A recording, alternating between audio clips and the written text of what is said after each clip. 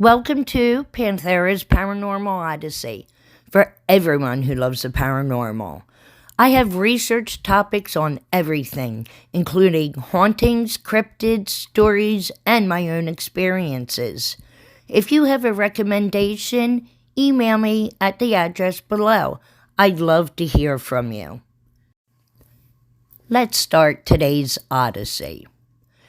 This month is the Native American Heritage Month. And with that in mind, I decided to go with creepy creatures from Native American folklore. From the cannibalistic Wendigo and the flying head to skinwalkers and owl witches, these Native American monsters are the stuff of nightmares. Native American folklore, like many traditions around the world, is rifled with captivating tales passed down through the generations. Among these stories, you'll find terrifying tales of Native American monsters that are distinct to the many tribes that inhabit the Americas. Some legends may be familiar thanks to the depictions in mainstream pop culture, though these portrayals often stray from their indigenous roots. So while each of these disturbing Native American monster tales holds its own cultural significance, there are also common threads representing the shared vulnerabilities of the human experience, and what's more, they're all absolutely terrifying. And of course, there are monsters from Native American folklore that you've probably never heard of, like the legend of the Scatamuxie, also known as the Ghost Witch. These evil sorcerers are said to rise from the dead to hunt the living. The eternally hungry cannibal monster, the Wendigo, and my favorite.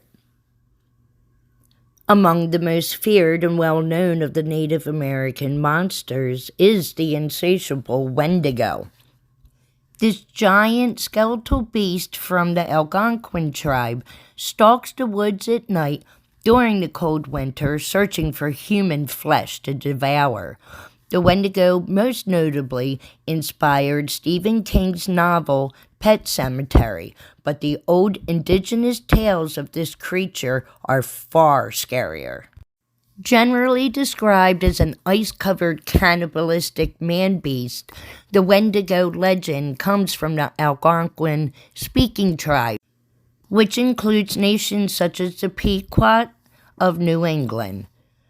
The story of the Wendigo is also found in the folklore of the First Nations of Canada, such as the Chippewa and Cree.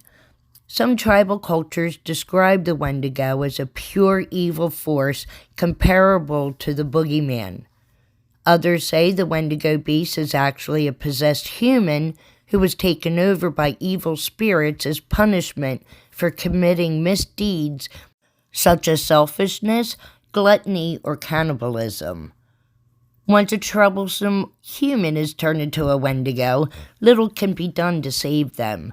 According to Native American folklore, the Wendigo stalks the woods during dark winter nights, looking for human flesh to devour and luring victims with its eerie ability to mimic human voices. Disappearance of tribal members or other forest inhabitants were often attributed to the doings of the Wendigo. The physical appearance of this monstrous beast differs between legends.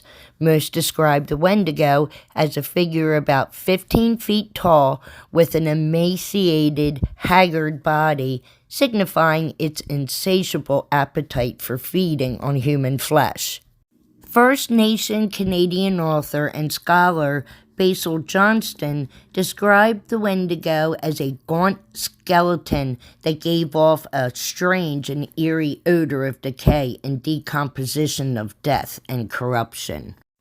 The legend of the Wendigo has been passed down through generations of tribes.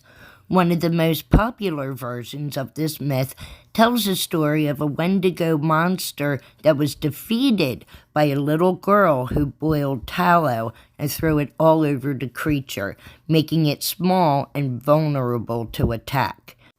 While the vast majority of alleged Wendigo sightings occurred between the 1800s and 1920s, claims of the flesh-eating monster man still surface around the Great Lakes territory ever so often. In 2019, mysterious howls allegedly heard by hikers in the Canadian wilderness led to suspicions that the horrific sounds were caused by the infamous man-beast. Scholars believe that this Native American monster is a manifestation of real-world problems like starvation and violence. Its link to the possession of a sinful human may also symbolize how these communities perceive certain taboos or negative behavior. One clear thing is that these monsters can take different shapes and forms. As some Native American myths suggest, there are certain lines that people may cross that can turn them into a hideous being. As Johnston wrote, turning Wendigo can become an ugly reality when one resorts to destruction in the face of adversity. The giant owl witches of Native American lore called Tataklea. Owls hold significant meaning in Native American cultures, and many tribes have their own myths related to these mysterious nocturnal birds. The Yakima, who lived in the border between what is now Washington and Oregon states, say that the Tataklea were giant owl witches who once roamed the plains at night looking for people to devour. They most enjoyed feasting on children and could mimic the languages of the tribes to lure victims. A Yakima tribe member had said these people, the Tataklea, were taller and larger than the common human. They ate every bad thing known, such as frogs, lizards, snakes, and other things that Indians do not eat. They talked the Indian language and in that way might fool the Indians.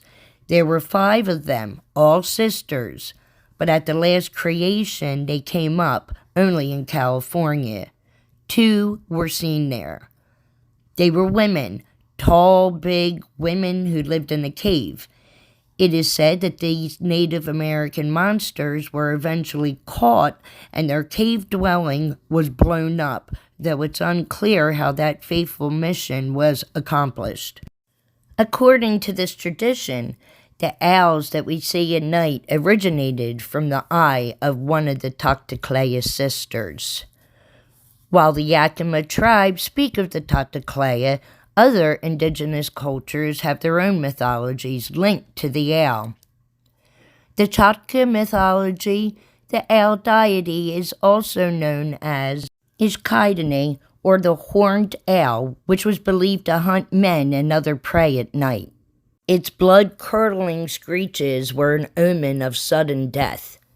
In the tradition of the Seminole, located in present-day Florida, there are the Skytini, which are essentially owl beasts that can shift between animal and human form. It is believed their shape-shifting abilities come from vomiting out their own souls, blood, and internal organs, which they hang up high in treetops so that they cannot be reached by man or animal. The Skytini is considered so terrifying that it is taboo to speak aloud of these monsters among the Seminole, as it could attract their presence. Then among the tribes further south near Mexico exists a legend of La Lechuza, massive owl-human hybrids with the faces of older women. They are believed to be shape-shifting witches, and their favorite meal? Small children. No matter which myth or what tribe, it's safe to say that the mighty owl monsters are ones to watch out for, according to these Native American monster tales. The Inuit sea monster, the Kalupalak. Underneath the hard, thick ice and deep in the frigid waters of the Arctic region, there lurks a terrifying sea monster that preys on children.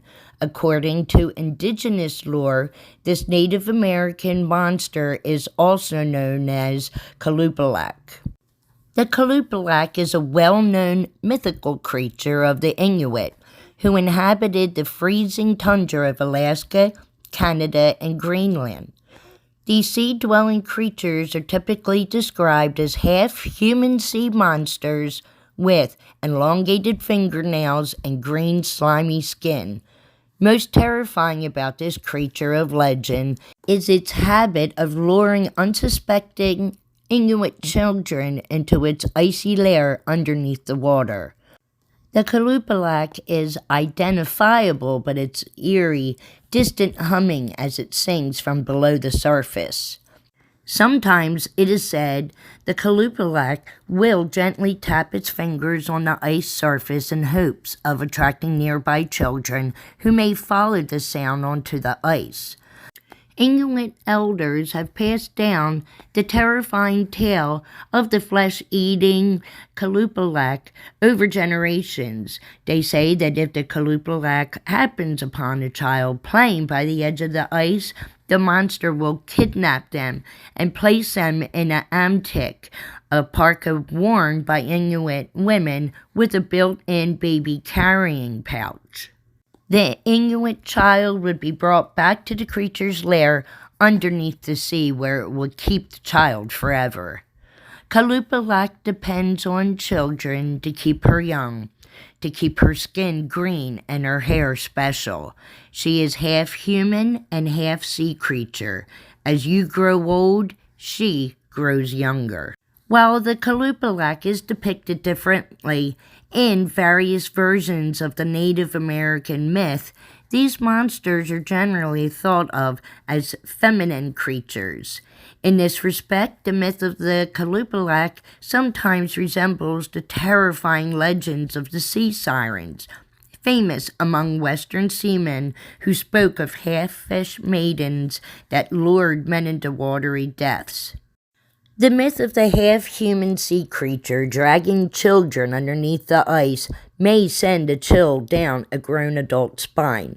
Still, scholars believe that the legend was born out of the practical need to keep Inuit children away from the dangerous ice.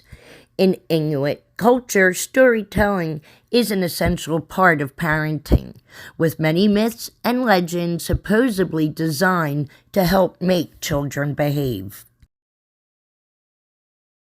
That's today's Odyssey. More parts will be featured throughout this month, the month celebrating Native American heritage. If you like today's content, please hit the like button and subscribe to the channel. It's free and it really helps out.